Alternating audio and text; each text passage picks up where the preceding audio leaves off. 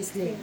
قبل ما مصر يفتحها المسلمين، طبعا كلكم عارفين ان اللي فتح مصر كان قائد اسمه القائد عمرو بن العاص في عهد الخليفه عمر بن الخطاب. حلوه واحنا عارفين المعلومات دي. قبل ما يفتحوا مصر ويخلوها دوله اسلاميه كانت دوله تابعه للروم، يعني مصر دي كانت مجرد ولايه رومانيه. احنا قلنا اليونانيين او اليونان احتلوا مصر، بعديهم الرومان، تمام؟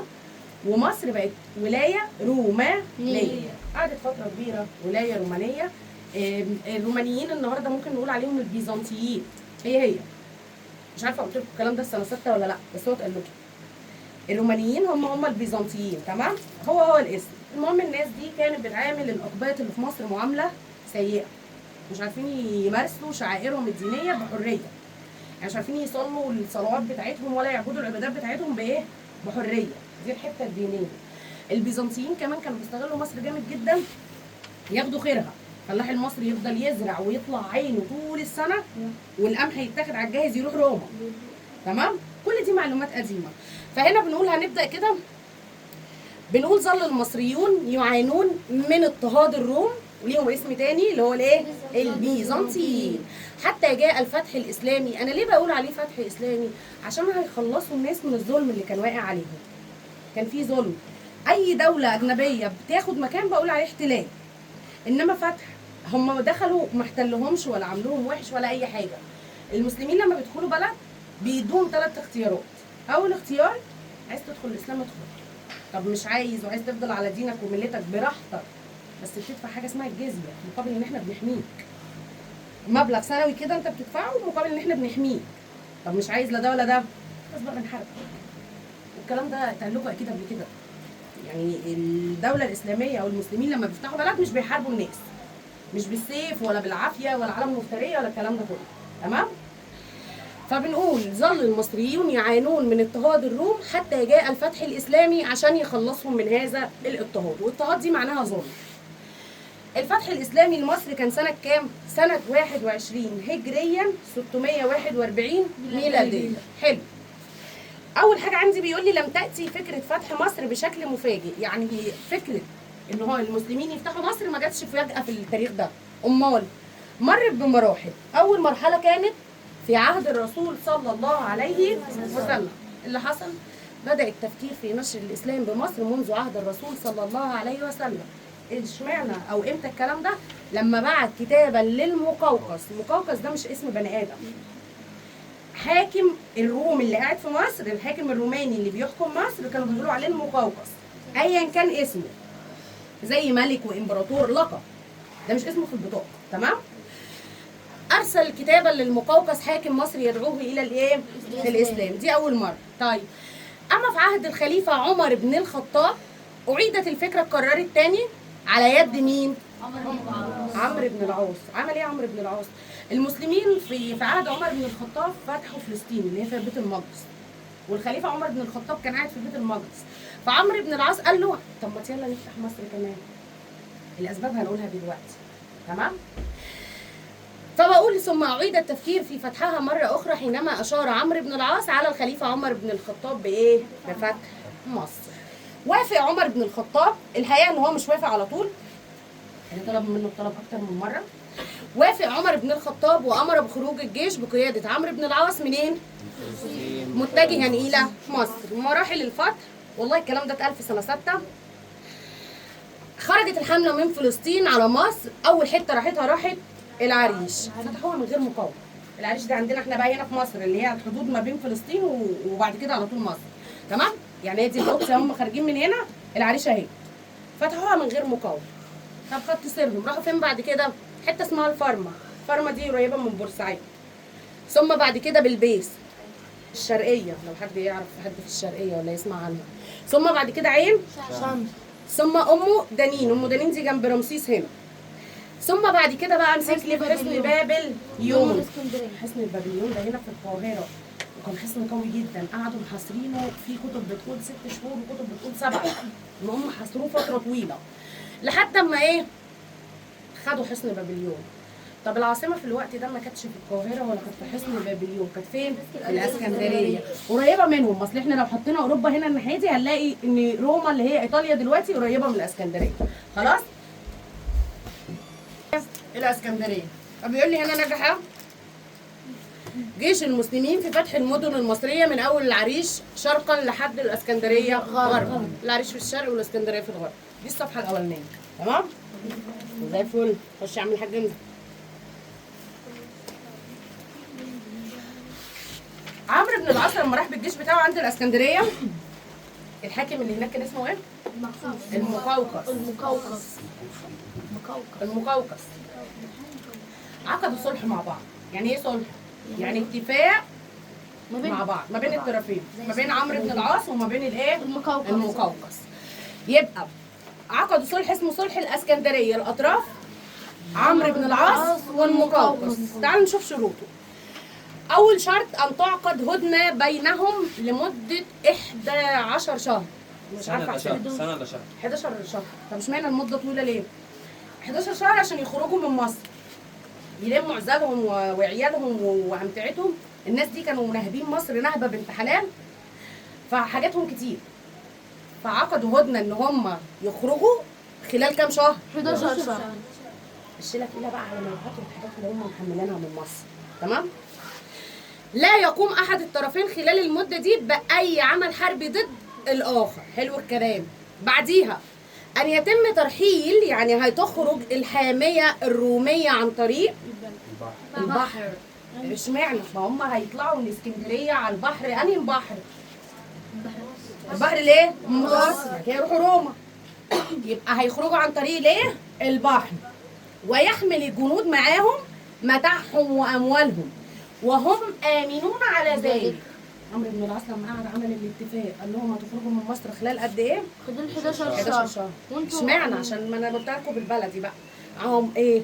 متاعهم واموالهم وليلتهم، ولموا حاجتكم، لموا اللي هتلموه واطلعوا في امان. محدش فينا هيبص لكم ولا هنتخانق مع بعض لمده 11 شهر. رقم 3 الا يعود الروم لمصر ثانيه او يحاولوا استردادها. ما تفكروش ترجعوها ولا تحاولوا تستردوها. رقم 4 الا يتعرض المسلمين للكنائس بسوء. هنا بقى المسلمين هيبداوا يعاملوا اهل مصر معامله حلوه، مش هيبصوا للكنائس بتاعت المسيحيين. وان يبقى اليهود بالاسكندريه. في يهود في مصر، يعني مصر اقباط ومعاهم شويه يهود، هيفضلوا زي ما هم قاعدين محدش هيجي جنبهم. شروط الصلح صعبه؟ لا. طب يلا نقولها تاني من الاول بالراحه. الاطراف كانوا مين ومين؟ كان عمرو بن العاص والمقوقس. حلو. شروط الصلح ان تعقد هدنه مدتها 11 شهر، لا يقوم احد الطرفين خلالها باي عمل حربي ضد الثاني. زي الفل. ان يتم ترحيل الحاميه الروميه، يعني ترحيل الرومان، ان يخرج الرومان. انا مش شرط احفظها بالنص ده. ان يخرج الرومان. هيخرجوا بايه؟ بمتاعهم واموالهم وكل حاجه في امان. ده مش قران، افهم واحد. 3 الا يعودوا لمصر مره ثانيه، ما فكروش يستردوها. والمسلمين هيعملوا ايه بقى مع المسيحيين؟ مش هيجوا جنب الكنائس ولا هيجوا جنب اليهود. صعب؟ لا. تمام.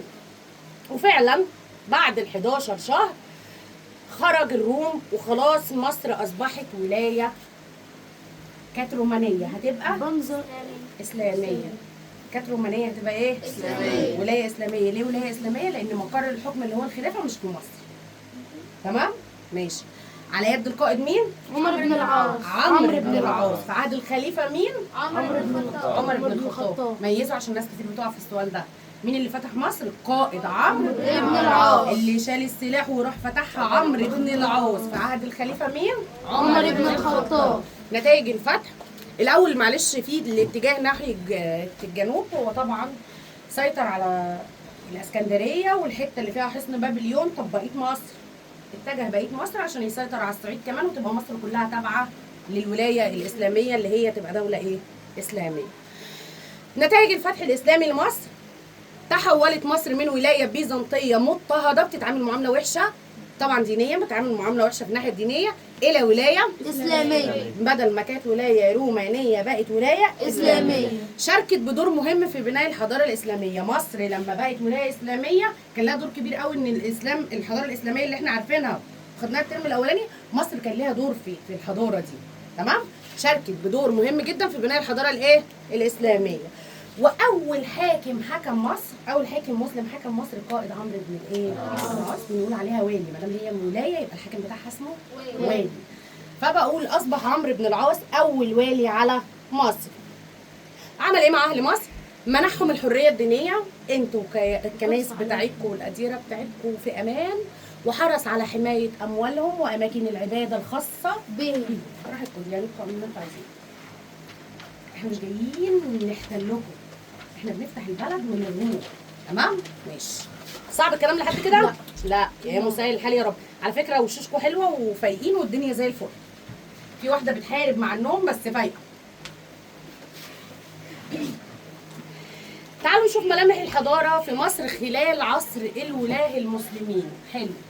نعمت مصر بالاستقرار والامن في عصر الولاه، كما ازدهرت الانشطه الاقتصاديه، يعني كانت دوله مستقره وكل الانشطه زي الورد. حلو الكلام. ما المقصود بعصر الولاه؟ مصر هتقعد فتره تابعه للدوله الاسلاميه او تابعه للخليفه. امتى الكلام ده؟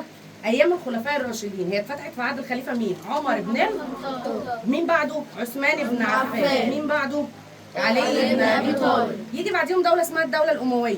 مصر تابعه للخلافه عادي.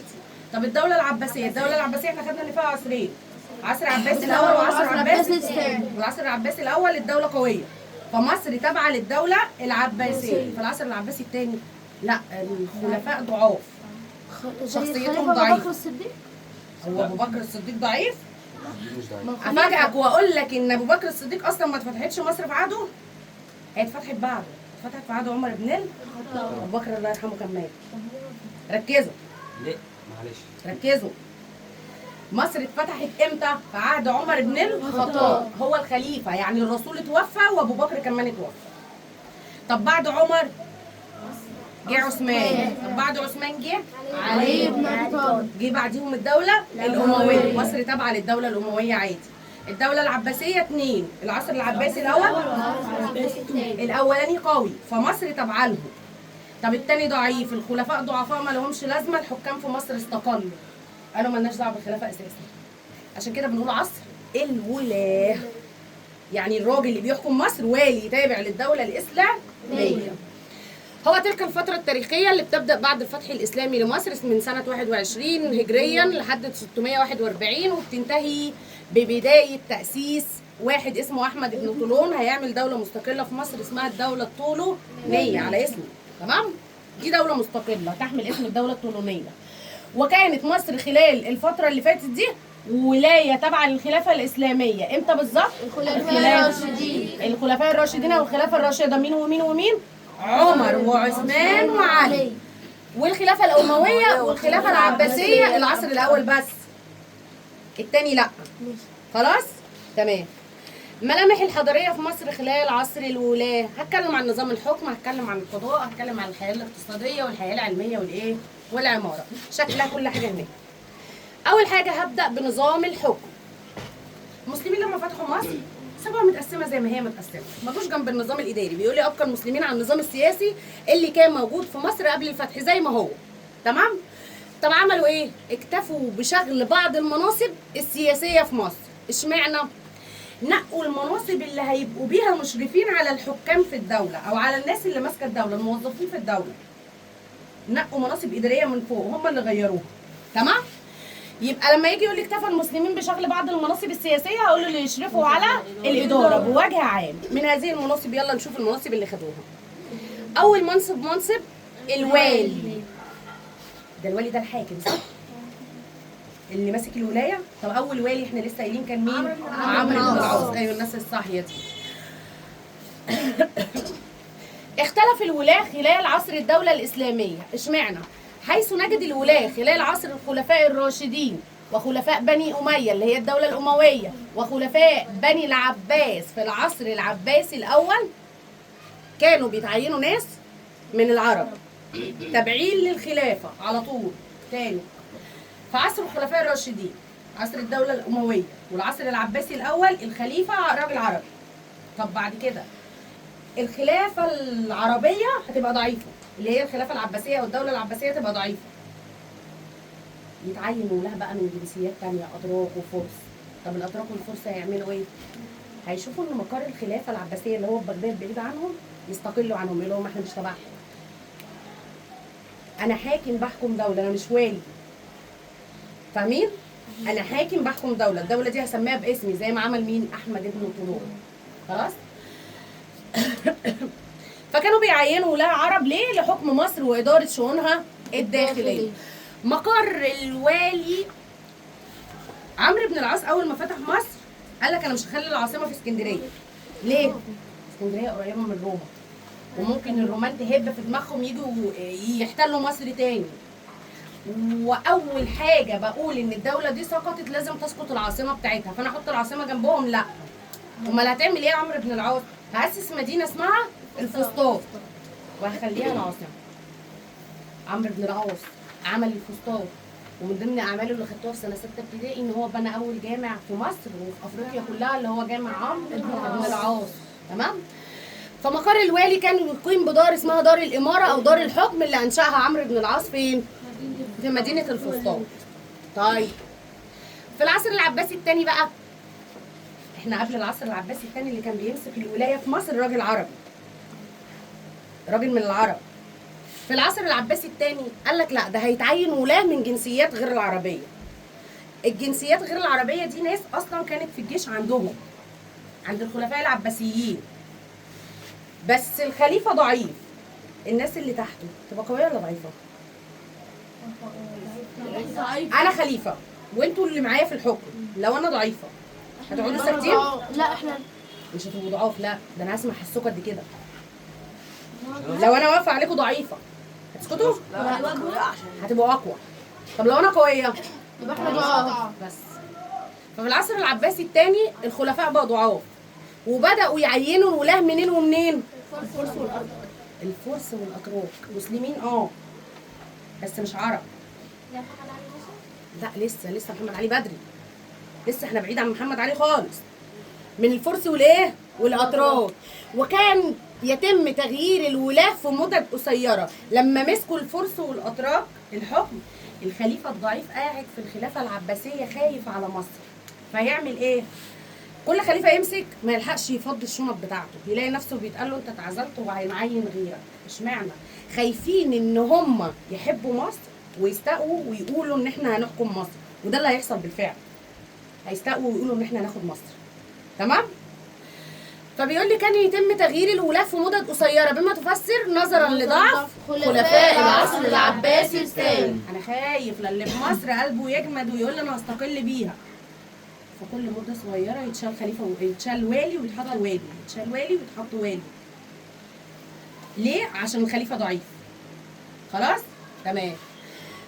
ده كده كان الولاة في الاول في عصر الخلفاء الراشدين، الدوله الامويه، العصر العباسي الاول. الولاه اللي بيحكموا مصر كان جنسيتهم ايه؟ عرب. في العصر العباسي الثاني بقى جنسيتهم مختلفه، فرس واتراك. بيمسكوا مده صغيره ليه؟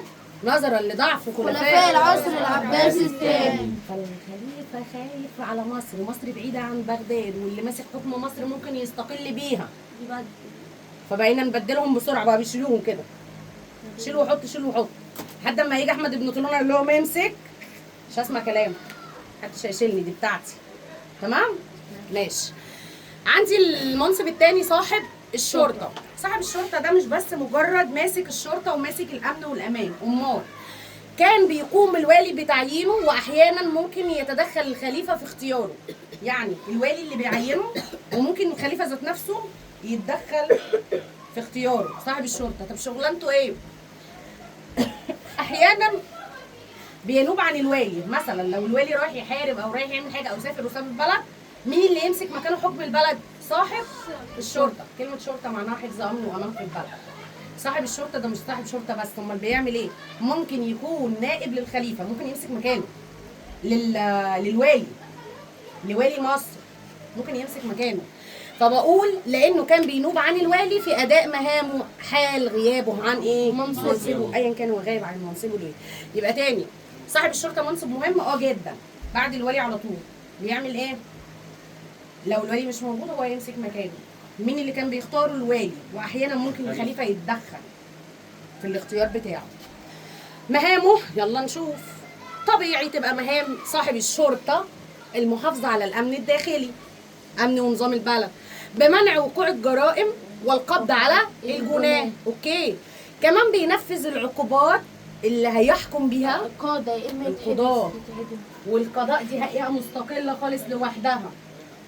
القاضي يقعد يدي الحكم، مين ينفذ؟ صاحب الشرطة يتعدم. طب يلا نتكلم عن القضاء. بيقول لي القضاء من النظم الإدارية اللي وضعها العرب بمصر بعد الفتح. أول ما فتحوا مصر قالوا في قضاء، وإحنا عارفين إن أول قاضي في الإسلام كان الرسول صلى الله عليه وسلم. دي معلومة مش جديدة يعني. فده من النظم الإدارية اللي حطها العرب في مصر بعد الفتح الإيه؟ الإسلامي. طبعا بيحكموا بإيه القضاء؟ بيحكموا على أساس الشريعة الإسلامية اللي هي كتاب الله وسنة رسول.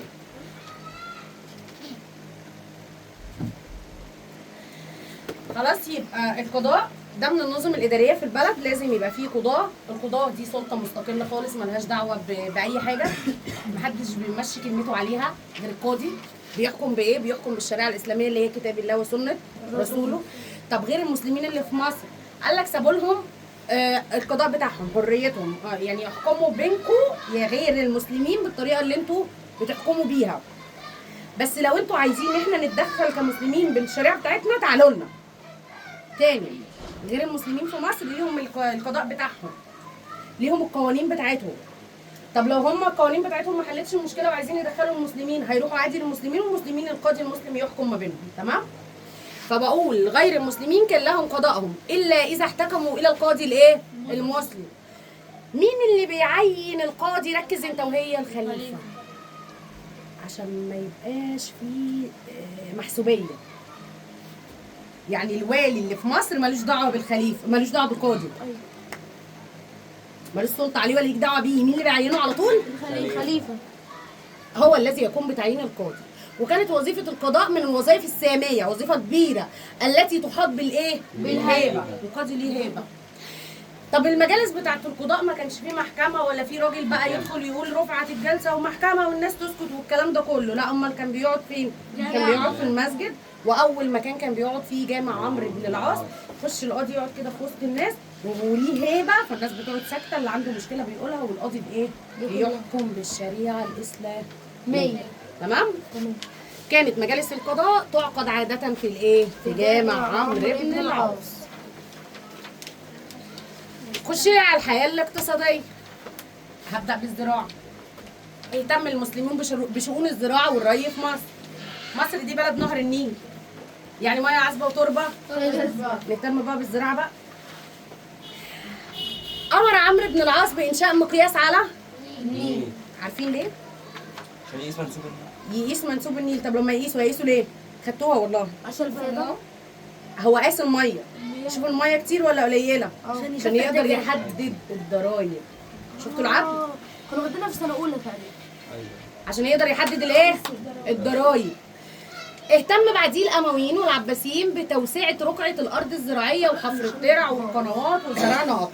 يبقى مين اللي عمل مقياس النيل او مقياس على النيل عشان يقيسوا الميه ويحددوا الضرايب؟ عمرو بن العاص.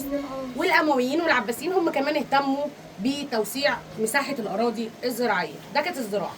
الصناعه سهله وجميله برضه. ازدهرت الصناعه في عصر الولاه. الولاه يبقى الكلام هنا على مين؟ الولاه اللي مسكوا ايام الخلافه الراشده وايام الخلافه الامويه والعباسية الأولى. العصر الاول. ماشي. ازدهرت الصناعه في عصر الولاه ومن ابرزها صناعه السفن الحربيه. مصر كان فيها شويه صناعيه بيعملوا سفن حربيه جامده جدا، لدرجه ان الخليفه الاموي معاويه بن ابي سفيان لما حب يعمل مصانع للاسلحه والسفن الحربيه في بلاد الشام، لا هو عملها في بلاد الشام، بس خد صناعيه منين؟ عشان يعلموا الناس يعملوا سفن ازاي. فبقول حيث قام الخليفه الاموي معاويه بن ابي سفيان بانشاء دار لصناعه السفن في بلاد الشام خاصه في مدينه عكا، وجاب خبراء من مصر عشان يستفيد منهم في الدار الصناعه اللي هو عملها دي. صعبه المعلومه؟ لا ماشي. طب صناعه النسيج والتطريز، صلحوا الكلمه دي، في طه بعد الته. صناعه النسيج والتطريز قبل لما يدخل الفتح الاسلامي مصر كانت الثياب المصريه بتتزين بالطراز البيزنطي الروماني، عليها كده حاجات ورسومات بيزنطيه. تمام. لحد ما جه الخليفه الاموي او الاموي عبد الملك بن مروان، والناس اللي معايا بقى من ستة عارفين حرف العين الكبير. عبد الملك بن مروان ده عمل كل حاجه باللغه العربيه، عرب الدواوين ودخل اللغه العربيه ونقط المصحف. لما جه عبد الملك بن مروان عمل ايه؟ خلى الكتابه على النسيج باللغه العربيه بدل ما كانت بالطراز البيزنطي. فكان يتم تزيين المنسوجات الكتانيه بزخارف من الحرير، يعني الكتان بيزخرفوه بالحرير عشان يخلوا شكله احلى، والرسومات اللي عليه باللغه الايه؟ العربيه زي ما هي في الصوره قدامكم كده. صعب الكلام؟ لا. والمصحف سهل قسما بالله عسل. اديني التجاره بقى يا ميس، واحنا عارفينها برده من قبل كده. عمرو بن العاص أعاد حفر قناة سيزستريس، بس سماها خليج أمير المؤمنين. اشمعنى؟ عشان تربط ما بين نهر النيل والبحر الأحمر. احنا ما قدامناش خريطة، بس انتوا عارفين بلاد الحجاز صح؟ أيوه. كانت في رومانيا. جنب بلاد الحجاز في البحر الأحمر، بعديه مصر. طب هي كانت بتوصل من البحر الأحمر لنهر النيل. تخيل بقى ان انت تركب من نهر النيل هتروح البحر الأحمر، هوب انت بقيت في الحجاز. فالدنيا رايحة جاية من مصر للحجاز دايركت، السفن بتطلع من هنا لهنا على طول. لسه هو في الرباط كان اسمها القناة. الايه؟ قناة. مين الترجمة؟ خليج أمير المؤمنين. رومان. خدناها الترم الأول. لا الترجان كان هو ده الإله الترجان. اللي كان هو مش الإله. يسيبوها دلوقتي. انا الكلمه دي انا فاكراها بس مش فاكره كانت فين بالظبط. كان سيبيني إله. افكر فيها. سيبيني افكر فيها. طيب البيزنطيين تقريبا هم اللي قالوا عليه ترجان. صح. المهم عاد عمرو بن العاص حفر القناه اللي كانت بتربط ما بين نهر النيل والبحر الاحمر وسميت بخليج امير، وايام البيزنطيين كان اسمها ترجان، انسوها. طب ما النتائج المترتبه على كده مما يساعد على تنشيط التجاره ما بين مصر وبلاد الحجاز، بقت رايحه جايه التجاره من هنا لهنا دايركت على طول. كما ازدهرت التجاره بسبب ازدهار الزراعة والصناعة. زراعه مزدهره، صناعه مزدهره، في خليج امير المؤمنين الدنيا حلوه، التجاره كمان مزدهره. خلصنا من التجاره هي كمان. خش لي على الحياه العلميه. الله. اول ما الفتح الاسلامي دخل مصر وفد كثير من الصحابه الى مصر بعد الفتح الاسلامي عشان يعلموا الناس. وقاموا الصحابه بتعليم الشعب المصري اصول الدين الايه؟ الاسلامي. ومن اشهر الصحابه اللي جم عبد الله بن عمرو ابن العاص. مصر كانت مهمه جدا على فكره بالنسبه للمسلمين. يمكن من ايام الرسول صلى الله عليه وسلم في حديث قال ان مصر هتتفتح في يوم من الايام وهتكون عون ليكم. هتكون عون للمسلمين ومصدر قوه. تمام؟ فمن اشهر الصحابه اللي جم كان عبد الله بن عمرو ابن العاص، جم يعلموا الناس امور دينهم. قامت مصر بنهضه علميه عظيمه وكانت دعمتها الدين الاسلامي، يعني النهضه اللي موجوده دي ماشيه على الدين الاسلامي ومعموله باللغه الايه؟ العربية. ده امر طبيعي.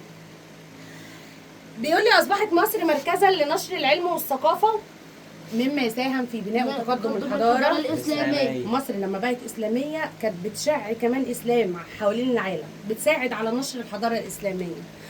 خد بالك ان في القرن الثاني الهجري طلع جيل جديد مصري مش عربي جاي من الحجاز، مصري، صاروا ائمه في القراءات والادب واللغه والتاريخ وبداوا يعلموا الايه؟ المصريين. العماره. اهتم العرب بالعماره في مصر، بنوا مدن. اول مدينه عندي كانت مدينه الفسطاط اللي عملها عمرو بن العاص. انشا العرب المسلمين كتير من المدن في مصر، اهمها مدينه الفسطاط اللي شيدها عمرو بن العاص. شيدها ليه؟ لتكون عاصمه بديلا من الإسكندرية. التي كانت بعيده عن قلب مصر، فهو حب يخليها في قلب مصر مش على الحدود عند روما، وتحتفظ بطابعها ايه؟ طبعا الاسكندريه كانت بتحتفظ بالطابع البيزنطي فهو بعد عنها خالص. قال لك انا عايز اعمل مدينه بقى بتاعتنا. ظلت الفسطاط عاصمه لمصر طوال عصر الخلفاء الراشدين والخلافه الامويه. اما في عهد العباسيين وخصوصا العصر العباسي الثاني هتتعمل مدينه العسكر. يبقى الفسطاط فضلت ايام الخلفاء الراشدين وايام الدوله الامويه. طب في العصر العباسي هتبقى مدينه اسمها العسكر. مسلمه في مصر عادي، مقر الحكم فيها. اديني مدن تانية يا ميس. اقول لك مدينه الجيزه عملها عمرو بن العاص. مدينه حلوان شيدها الامويين. الأمويين. ماشي. آخر صفحة. اخر صفحه ما فيهاش اي كلام. بيقول لي مواقف مضيئه في التاريخ الاسلامي. رحمه قائد. بص رحمه القائد. مين القائد اللي فتح مصر؟ عمرو بن العاص. تعال نشوف القصه الحلوه دي. نصب عمرو بن العاص خيمه قدام اسوار حصن بابليون. اليمامة اللي يعش على البيت. عمل خيمه اثناء حصاره للحصن، وعند توجهه نحو الاسكندريه وهو جاي رايح الاسكندريه امر بازاله الخيمه. فالجنود لقوا يمامه بنت العش بتاعها فوق الخيمه وفيها بيض. العش ده فيه بيض، تمام، ووضعت بيضها فوق الخيمه. فامر بترك الخيمه، قال لهم سيبوها محدش يهدها. ولحق الروم، راح وراهم هو وجنوده. ولما رجع لقى اليمامه خدت صغارها، خلاص البيض فقس، وخدت البيض ومشي وطارت. فامر ببناء عاصمه في الحته دي في نفس المكان اللي هي كانت مخيمه فيه الحمامه. وطبعا اطلق عليها الفسطاط. معنى كلمه الفسطاط الخيمه. تخيلوا راجل رحم طير. اخلاقه بقى مع المسلمين، مع المصريين، مع البني ادمين تبقى عامله ازاي؟ تمام. طب المساجد، بنى جامع اسمه عمرو بن العاص. حلو. اول جامع في مصر بمدينه الفسطاط، واول جامع في افريقيا كلها. الجامع ده كان ايه؟ مسجد، مدرسه دينيه وعلميه. ومركز للصلاة. اوعى تنسى دي، ايوه. اوعى تنسى دي. وهنا تحت بيقول لي برضو القصه بتاعت اليمامه. ايه الدروس المستفاده او الدرس المستفاد من القصه؟ قال لك قوه القائد الحقيقيه لا تظهر في المعارك فقط، امال في رحمته بالضعفاء حتى لو كان الضعيف ده طير. على مثل هذه الاخلاق قامت الحضاره الاسلاميه. اخلاق ناس محترمه راعت الطير. هتعمل ايه في البني ادمين؟